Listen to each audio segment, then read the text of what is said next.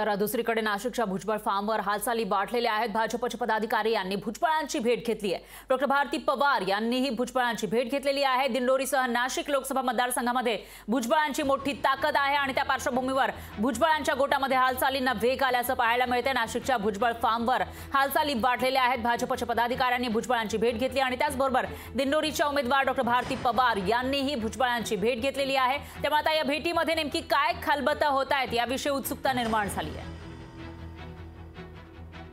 आदरणीय भुजबळ साहेब हे आमचे ज्येष्ठ मार्गदर्शक आहेत, ते आहेत आणि आता लोकसभेचा प्रचार सुरू झाला तसं दिंडोरी लोकसभा मतदारसंघामध्ये देखील मी आधी त्यांची भेट घेतली। वेळोवेळी जिल्ह्याच्या विकासासाठी त्यांचं मार्गदर्शन लाभलं आहे।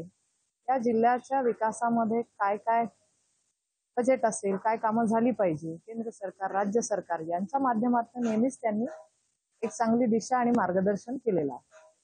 आज सुद्धा मान्य साहेबांची भेट घेतली आणि 2 तारखेला आम्ही महायुतीचे उमेदवार म्हणून दिंडोरी लोकसभा मतदारसंघाचा फॉर्म भरायचं निश्चित झालेलं आहे। त्यासाठी आदरणीय साहेबांचे आशीर्वाद घेण्यासाठी आलो।